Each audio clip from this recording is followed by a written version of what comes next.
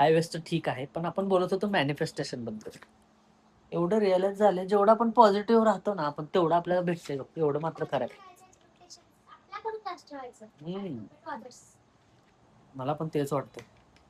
आपण ज्या रेटने पळतोय ना, म्हणजे आपण त्यासाठी मला असं वाटत नाही की जास्त एक्स्ट्रा एफर्ट घेतले.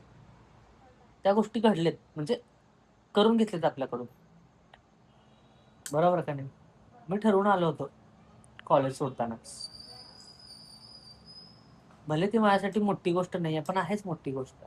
पण मी ठरवून आलो होतो की बाबा कॉलेज सुटल्यानंतर असं करायचं, तसं करायचं. एक लाँग टर्म बिझनेस असला पाहिजे आपल्या फॅमिलीमध्ये लेगसी सोडण्यासाठी काय तर. जेणेकरून आपल्या फ्युचर जनरेशनला काही त्रास होणार. But still we are in the business guys. कसं टाकलं आम्हालाच माहित नाही. आणि कुठपर्यंत जाणार आहे आम्हाला 100% माहित नाही. We are from our bloodline. We are from our bloodline who is not following bloodline. Yes. आमची ब्लड लाईन खूप टॉक्सिक आहे.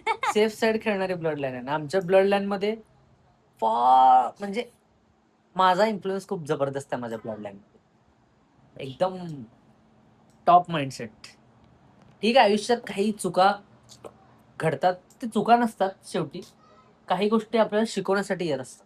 हे मला रिअलाइज झाले खूप. हे खूप इम्पॉर्टंट आहे रिअलाइज होणं बरं का. त्याच गोष्टीमध्ये म्हणजे त्या ज्या गोष्टी भेटल्या नाहीत त्या गोष्टीमध्ये पडून असलं असतं तर आता तर मेलो असतो मी. असं वाटतंय मला. पण आपल्याकडून करून घेणारा कोणी ना कोणी आहे. फॉर एक्झाम्पल बजरंग बली की जय. बजरंग बली जे आहेत ते माझ्या कायम सोबत असतात. मला माहित नाही मी जे काय त्यांच्यासोबत डिस्कस करतो आणि तुमचं एकच कम्युनिकेशन राहिलं पाहिजे, only God. God to God, you and God. तुमचा माइंडसेट कोणीही समजू शकत नाही एक्सेप्ट गॉड. तुम्ही जर तुमचा माइंडसेट एखाद्या व्यक्तीला सांगायला गेलात तर तुमची ही वेस्ट ऑफ एनर्जी आहे. तो ऐकणार आणि सोडून देणार. त्यापेक्षा मोस्ट इम्पॉर्टंट थिंग तुम्ही काय करत जावा, तुम्ही गॉड टू गॉड कम्युनिकेशन ठेवत जावा तुमचं. Just talk to God and manifest. Cosmos सोबत पॉझिटिव्ह राहा, कॉस्मॉस तुमच्यासोबत पॉझिटिव्ह राहील. काय म्हणतो? बरोबर, एकदम. तुझं काय म्हणणं? माझं पण सेमच म्हणणं आहे. आपल्या आसपासची निगेटिव्ह एनर्जी घालायची ट्राय करा. आपल्या आसपास कायम चांगल्या पॉझिटिव्ह गोष्टी बोलायचे, पॉझिटिव्ह होत राहते ते. ते 100%. हे कशामुळे झालं? ते पॉझिटिव्ह गोष्टी बोलल्यामुळेच झाले. आणि इगोइस्टिक पर्सनॅलिटी थोडीशी बाजू ठेवा. त्या गोष्टीवर मी सध्या वर्क करतोय. मी खूप इगोइस्टिक पर्सन आहे. असायलाच पाहिजे. फॅमिलीमध्ये जे काय करतोय, ते जे काय सफर केले आपण खूप कमी लेव्हलमधून वर आलोय. माहिती आहे का? आपल्याकडे काय होते आधी? सायकल होती. सायकल. पप्पा आपल्या सायकलवर, आमचे मम्मी पप्पा खूप कष्ट केलेत. बरोबर आहे का नाही?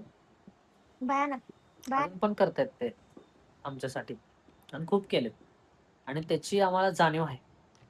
एवढं महत्वाचं आहे. आणि तुम्हाला पण जाणीव असली पाहिजे. ऍटलीस्ट आई-वडिलांची तर जाणीव. भले तुमचे आई वडील किती का वाईट असेल, शिव्या देत का असेल ना तुमचे, दारू का पित असेल, बरोबर का नाही? You always respect your mother and father, parents. एक वेळेस तुम्ही रिलेटिव्हची रिस्पेक्ट करू नका, कारण ते 100% तुमच्यावर जळणार आहे. Life is nothing without parents guys. Yes, life is nothing without parents. The only reason I came here in Solapur to do business and job because of my parents, my family. मला माझ्या फॅमिलीला रोज बघायचं होतं, माझ्या बहिणीला बघायचं होतं, माझ्या भावाला बघायचं होतं. ठीक आहे.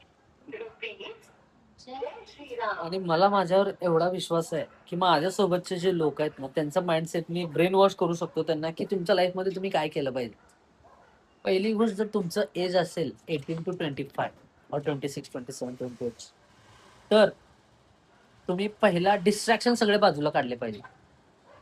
पहिला तुम्हाला स्टार्टिंगला कळत नाही, तुम्ही डिस्ट्रॅक्ट होता. तुमचा प्राईम टाइम तुम्ही वाया घालता पाहिजे. प्राईम टाइम म्हणजे काय? जर तुमचा ग्रोथचा पिरियड असतो, ज्या एज मध्ये तुम्हाला पैसा कमवायचा असतो, कष्ट करायचं असतं, त्या वयामध्ये तुम्ही कष्टच केलं पाहिजे. बरोबर. ना की टाइमपास केला पाहिजे.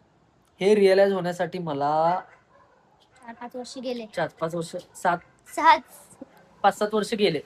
पण मी ही गोष्ट तुम्हाला आज का सांगतोय, कारण हे लाईफ मध्ये खूप इम्पॉर्टंट गोष्ट आहे. प्राईम टाइम म्हणजे हेच, की प्राईम टाइम मध्ये म्हणजे तुम्ही बेसिकली वर्कआउट केलं पाहिजे. तुमचे मी रोज सकाळी उठते, आमच्या घरच्यांना नाश्ता बिष्टा करून देते. वडापाव घेते स्वतःला, ज्ञान वाटे लोकाला. ज्ञान सांगेल लोकाला, शिंगूड आपल्या नाकाला. असा मग आपल्या नाका काय काय. पण बडी बडी बाते वडापाव खाते. मी एवढं सांगतो, मोठं बोलायचं नाही नाही नसतं. नाही, हा मोठं तर बोलायचंच आहे. सगळे मोठे बोलण्यातच गेलेत आमच्या घरचे. हा, आम्ही पण मोठं करण्यात जाणार आहे. पण एवढं मात्र आहे, जेव्हापासून मी माझा भाऊ लॉक इन झालोय तेव्हा बहीण पण लॉक इन झाली. लॉकी lock in lock in lock in म्हणजे काय, आता तू वॉकला चालली का नाही, एक दिवस का होईना चालली का नाही, नाही, काय तर 2 दिवस झाले का नाही, हा. पण इन्फ्लुएन्स झाली का नाही. झाले इन्फ्लुएन्स. आता आपण रात्री कितीला जातो मला माहित नाही, आपलं जे हे जर्नी आहे ते कुठं आपल्याला नेणार आहे. आपण एवढं जे कष्ट करतोय ना ते कुठं आपल्याला नेणार आहे मला माहित नाही. बरोबर आहे का नाही. बरोबर. हेल्थवर फोकस करायला आता सध्या आम्ही. हे पैसा तर येणार जाणार तुमच्या लाईफ सकाळचे- मध्ये कधी ना कधी, ते तर आहे. पण तुमची हेल्थ परत वापस नाही बँक येणार आहे. करप्सी तुम्ही अजून पैसे कमवू शकता नंतर स्क्रॅच पासून सुद्धा, लोक पण काय हे करतात मोस्टली लोक काय करतात की जॉब करतात पळतात पैशासाठी, इकडून तिकडून पैसा पैसा नाही, पैसा परिस्थिती काय पण मॅटर करते परिस्थिती पण मॅटर करते. पण ते जर परिस्थिती जर झालाच, पण त्यांनी काय करतात ऍट द एज ऑफ 50, मग त्यांना at the age of 50 Realize. Realise होते की एखादी कुठली तर नॉर्मल महिन्याभराची टॅबलेट चालू झाल्यावर त्यांना रिअलाइज होते की बाबा आपण सगळं कमवलं पण आपल्याकडे हेल्थच नाहीये. मग Health त्यांनी खूप जातात, important. मग सकाळी उठून वॉकला जा, मग हळूहळू व्यायाम कर. म्हणजे आपण आता तुमच्याकडे वेळ आहे तर का नाही. 4 पैसे कमी कमवा. हा. खरं सांगतो मी पण तुम्हाला, health माझं बघा. पर्सनल ओपिनियन सांगतो. जे आता बाहेर म्हणजे लाईफचा अंतिम गोल काय आहे, डेथ. तुम्ही काही पण करा, किती पण एक्सपिरियन्स घ्या, मरणार तर आहात तुम्ही. सो माझं म्हणणं काय माहितीये का, आता मी का डिसिजन घेतो मेट्रोपॉलिटन सिटी सोडून सोलापूरमध्ये येण्याचं का डिसिजन घेतलं, कारण मला हे प्रूव्ह करायचं होतं की मी इथे येऊन पण सगळ्यांपेक्षा जास्त, त्यांच्यापेक्षा जास्त पैसे कमवू शकतो. नो मॅटर कोणत्या सोर्सने पण कमवू शकतो. बरोबर आहे का नाही. बरोबर. आणि हे मी प्रूव्ह करून दाखवणार आहे लवकरच, आणि ऑलरेडी प्रूफ आहेतच. जर तुम्हाला आपल्या सिटीमध्ये यायचं असेल तर तुम्हाला एकच ऑप्शन आहे, एक पण नाही, एकच ऑप्शन आहे, म्हणजे बिझनेस. जोपर्यंत तुमचं काही बिझनेस किंवा बॅकअप प्लॅन सेट होत नाही, जोपर्यंत तुमचं मन लागत नाही एखाद्या गोष्टीमध्ये, तोपर्यंत तुमचा बोरिंग जॉब तुम्ही करत राहा. कारण तुमचे डेली एक्सपेन्सेस पण खूप इम्पॉर्टंट आहेत. तुमची फॅमिली पण फीड करणं फॅमिली पण तेवढंच इम्पॉर्टंट आहे. त्यामुळं तुमचा जो बोरिंग जॉब आहे तो तुमचा बोरिंग जॉब नाही आहे. तुम्ही त्या जॉबचं थँक्यू मानलं पाहिजे त्या जॉबला. पण मला एवढं वाटतं यांना खूप लहान वयात एक्सपोजर जे भेटले मेडिसिन्सचं, इन फ्युचरमध्ये they are going to be self employed. जर ते मालक पण असू शकतात, त्यांच्या हाताखाली कामगार पण असू शकतात, जर त्यांनी आता व्यवस्थित डिसिप्लिन मध्ये केलं तर. माइंडसेट, डिस्ट्रॅक्शन, माइंडसेट जर तुमचं स्ट्रॉंग असेल ना, तुम्ही लाईफमध्ये काय पण करू शकता. आमची परिस्थिती खूप गरीब होती, अजून पण आहे, पण आधी जेवढी होती त्याच्यापेक्षा तर चांगलीच. बरोबर आहे का नाही, हे मी प्रूव्ह करून सांगतो. आम्ही खूप खूप गरीब होतो. खूप पप्पा खूप कष्ट केलेत, मम्मी खूप कष्ट केलेत. पप्पा तर सायकलवर आपल्याला सोडायला नाही आला.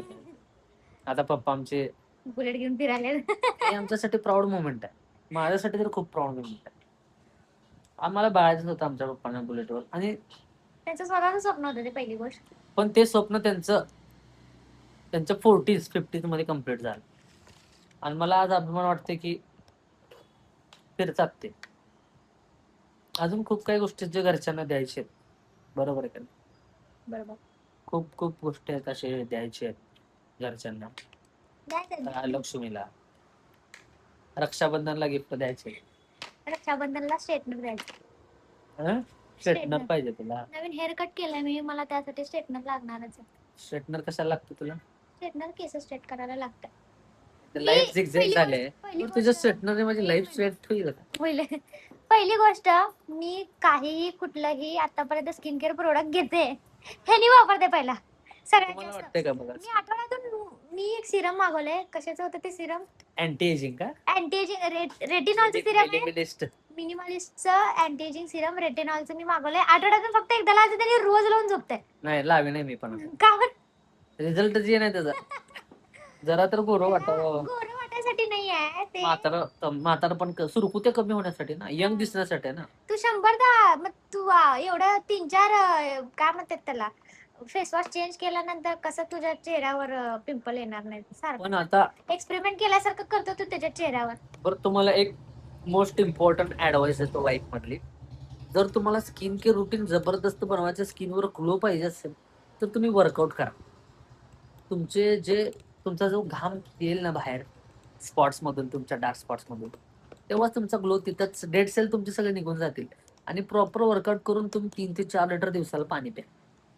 मग बघा तुमच्या बॉडीमध्ये, तुमच्या तोंडामध्ये ग्लो कसला आहे. हेल्दी राहा, हायजेनिक राहा. बॉडीमध्ये तोंडा तोंडामध्ये पण ग्लो येत आहे. केलं की मरून जाऊ नये. मम्मीचा फोन आलेला आहे guys. Too late. So guys, that's it for today. Let's see you into the next vlog. Follow for more. Thank you. हो निघाले.